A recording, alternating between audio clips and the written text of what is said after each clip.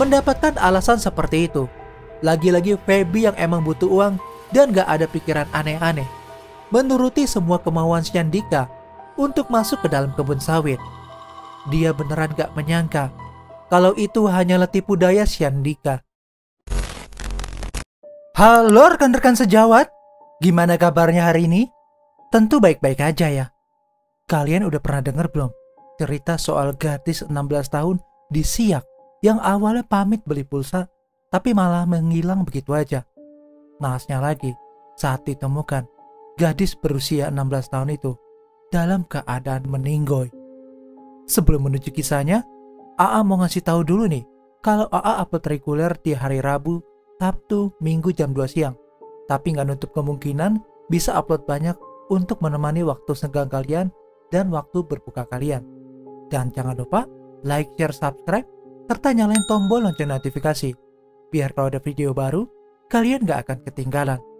Gak usah berlama-lama lagi, langsung aja kita gaskan ke case-nya.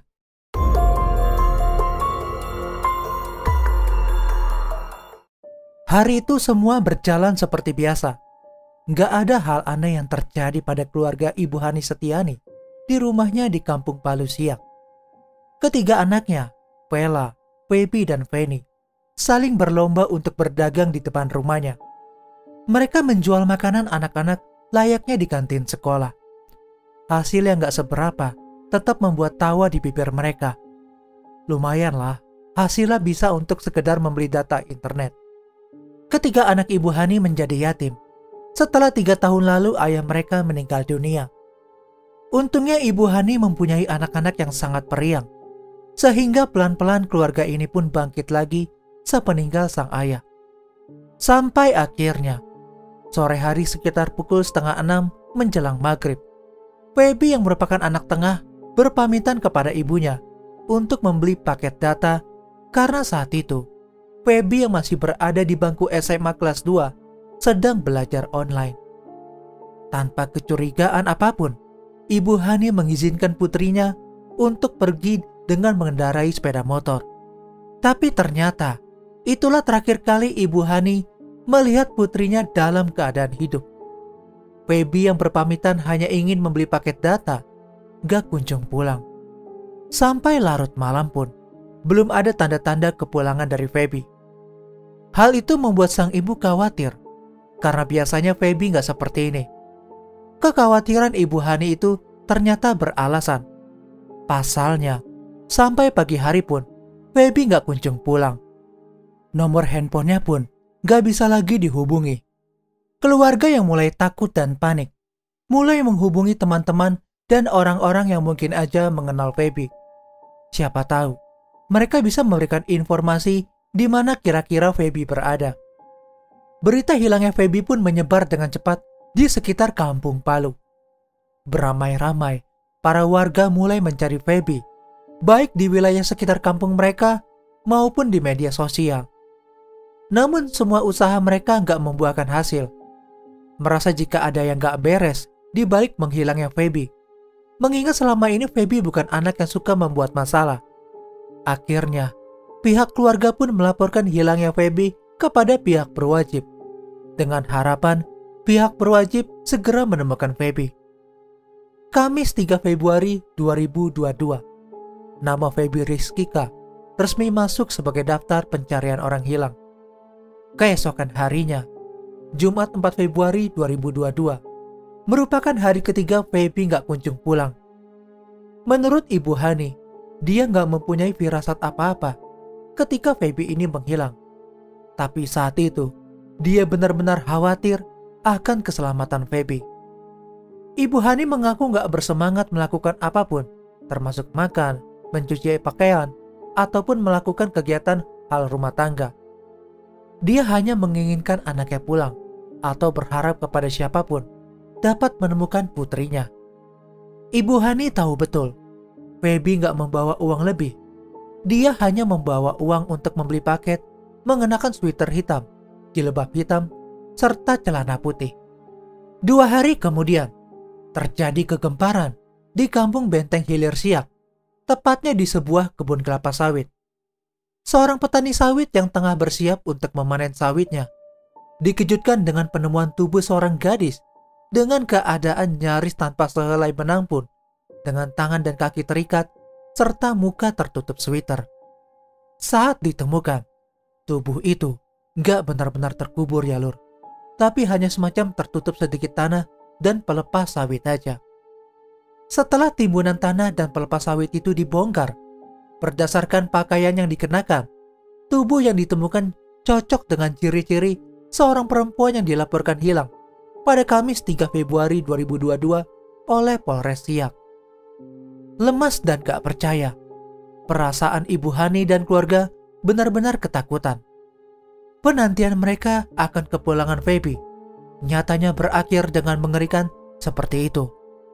Namun seakan gak mau percaya begitu aja dengan berita yang beredar, beberapa perwakilan keluarga Ibu Hani pun mendatangi kantor polisi untuk memastikan apakah benar tubuh yang ditemukan anggota keluarga mereka atau bukan. Namun seperti dugaan mereka di awal, hanya dengan melihat ciri-ciri baju yang dipakai oleh sang jasad, pihak keluarga pun udah sangat yakin jika itu adalah keluarga mereka, yaitu Feby Rizkika. Masih jelas dalam ingatan Ibu Hani bagaimana sosok Feby di matanya. Gadis berparas cantik itu adalah anak periang, penghibur hatinya.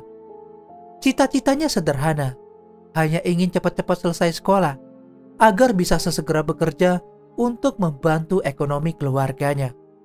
Maklum aja, sejak kepergian sang ayah, kehidupan keluarga Ibu Hani gak sama seperti dulu lagi. Hati Ibu Hani menjerit perih dan bertanya-tanya, siapa sebenarnya orang yang tega merenggut nyawa gadis tumpuan harapannya itu.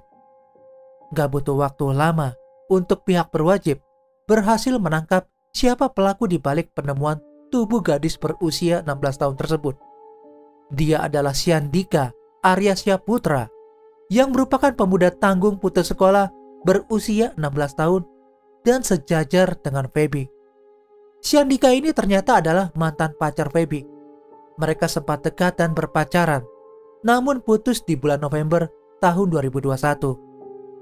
Itu pun hubungan mereka cenderung singkat jalur, hanya sekitar 3 bulan aja. Lalu sebenarnya gimana nih kronologis lengkap kejadian mengerikan itu?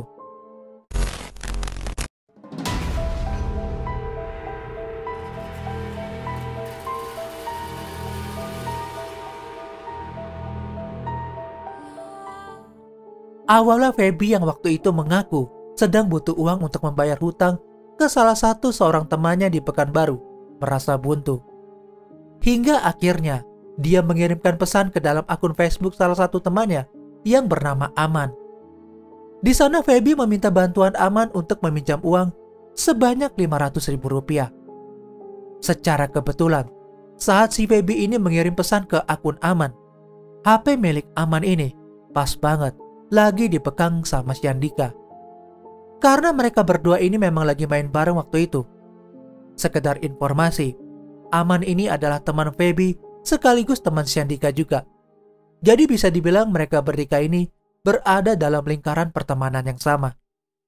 Syandika yang melihat pesan itu gak tahu gimana awalnya dan malah kepikiran untuk menjebak Feby. Dia kemudian membalas pesan Feby dengan kata-kata kalau HP Aman lagi di tangan dia. Syandika menyuruh Feby untuk mengechat akun dia aja dan berjanji kalau dia mau meminjamkan uang ke Feby dengan syarat bertemu langsung. Feby yang memang beneran lagi butuh uang akhirnya menyanggupi persyaratan yang dijanjikan oleh Syandika dan bertemu langsung. Pokoknya waktu itu yang penting dia dapat uang untuk membayar hutang. Mereka pun akhirnya janjian buat ketemu di rumah Aman pada hari Rabu 2 Februari 2022. Di mana pas banget waktu itu Feby pamitan ke ibunya mau beli paket data. Padahal yang sebenarnya dia janjian sama Syandika untuk meminjam uang. Dan memang benar, mereka berdua ini bertemu di rumah Aman. Tapi waktu itu Syandika bilang uangnya belum dibawa karena uang itu masih di ibunya yang saat itu berada di pondok kebun sawit. Syandika akhirnya mengajak Feby menuju pondok yang terletak di tengah kebun sawit menggunakan motor Feby. Feby yang saat itu gak menaruh rasa curiga sedikit pun ke Syandika akhirnya menuruti perkataannya. Gak lama akhirnya, mereka pun sampai di pinggiran kebun. Syandika kemudian turun dan masuklah dia ke dalam kebun, karena memang pondoknya berada di tengah kebun. Sesaat kemudian, Syandika ini balik lagi dan menemui Feby. Dia bilang kalau ibunya mau meminjamkan uang, tapi pengen ketemu dulu sama Feby. Mendapatkan alasan seperti itu, lagi-lagi Feby yang emang butuh uang dan gak ada pikiran aneh-aneh, menuruti semua kemauan Syandika untuk masuk ke dalam kebun sawit. Dia beneran gak menyangka kalau itu hanyalah tipu daya Syandika. Dan bener aja, begitu sampai di pondok, tiba-tiba Feby ini langsung dijerat lehernya dari belakang hingga lemas tak berdaya. Setelah Feby gak sadarkan diri, Syandika kemudian mengikat tangan dan kaki Feby, lalu menyumpal mulut Feby menggunakan sobekan kain yang udah dipersiapkan sebelumnya. Syandika lalu menyetubuhi Feby. Bahkan karena saking gelapnya suasana pondok saat itu, Syandika sampai gak sadar jika Feby sebenarnya sedang menstruasi. Setelah puas dengan aksi bejatnya, Syandika yang melihat Feby ini masih bernafas, lagi-lagi mencekik leher Feby sampai Feby ini gak bergerak. Syandika kemudian menyurut tubuhnya turun dari pondok, lalu menyeretnya lagi sejauh 20 meter. Dan untuk memastikan jika Feby ini benar-benar udah meninggal, Syandika kemudian menyayat-nyayat pergelangan tangan kanan Feby menggunakan pisau yang udah dia siapkan. Hal itu dilakukan untuk memastikan Feby meninggal dunia dan juga memberi kesan jika Feby ini menghabisi dirinya sendiri. Setelah itu, dia pun menutupi tubuh Feby dengan tanah dan pelepas sawit yang ada di sekitar situ. Syandika kemudian membuang celana Feby di parit yang gak jauh dari lokasi, serta mengambil barang-barang berharga Feby seperti dompet dan HP. Sementara motor Feby dibawa masuk jauh ke dalam kebun sawit agar gak dilihat oleh orang lain. Syandika sendiri kemudian meninggalkan Feby begitu aja, lalu pulang ke rumah pamannya yang terletak gak jauh dari lokasi. Keesokan harinya, pada hari Kamis 3 Februari 2022, sekitar pukul 7 pagi, Syandika meminjam cangkul dari Suherlan dan Bahari dengan alasan untuk menanam kelapa sawit. Setelah itu, dia menuju TKP yang rencananya ingin menggali tanah untuk mengubur jasad Feby.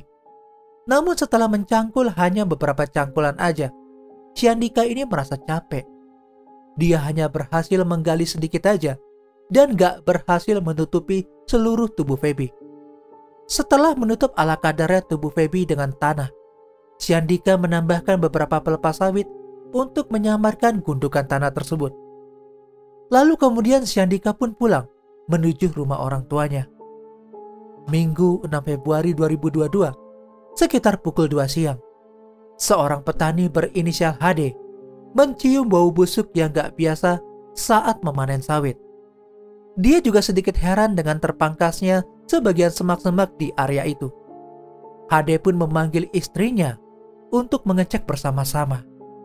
Mereka semakin curiga saat menemukan sebuah gundukan tanah yang masih baru. Di atasnya terdapat pelepas sawit serta pangkasan semak-semak tadi. Apalagi aroma busuk yang tercium semakin menyengat. Saat diperhatikan, di balik gundukan itu, mereka seperti melihat lutut manusia yang sedikit menyembul keluar.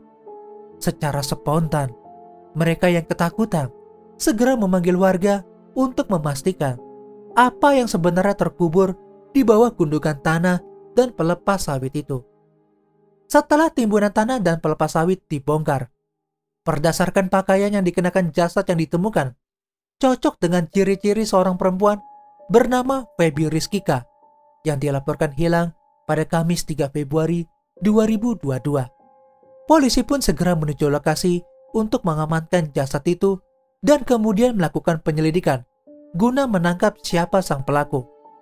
Untungnya pada waktu itu banyak petunjuk yang ditemukan polisi saat itu, termasuk keterangan saksi pemilik cangkul tempat Syandika meminjam cangkul. Saat itu Syandika bilang ingin menanam sawit, tapi saat dilakukan penyelidikan, gak ditemukan tanaman sawit yang baru di area itu. Gak sampai waktu 24 jam, Chandika dijemput paksa oleh pihak kepolisian saat berada di rumah orang tuanya di Kampung Benteng Hilir untuk dimintai keterangan. Pelaku yang masih di bawah umur ini gak menyangkal dengan semua tuduhan polisi kepadanya. Dia mengatakan motif awal dari tindakannya itu hanya ingin menyetubuhi Feby aja. Namun karena dia takut jika Feby sadar dan melaporkannya kepada polisi, Chandika pun akhirnya menghabisi Feby dan berusaha menghilangkan jejak perbuatannya dengan cara menguburnya di kebun sawit. Atas tindakannya itu, Chandika diancam dengan hukuman penjara paling singkat 10 tahun dan paling lama 20 tahun penjara. Namun dia juga terancam dipidana mati atau seumur hidup. Semoga pelaku mendapatkan hukuman yang setimpal dengan perbuatannya dan semoga keluarga Feby diberi kesabaran serta keikhlasan dalam menerima kepergian Feby. Kesimpulan dari kasus ini, kita harus lebih berhati-hati lagi ya lur, terutama buat perempuan nih. Pokoknya tetap waspada aja. Jika ada sesuatu yang aneh di luar nalar, mending langsung pergi aja, gak usah ditanggepin. Tapi kalau menurut kalian gimana nih tentang kasus ini?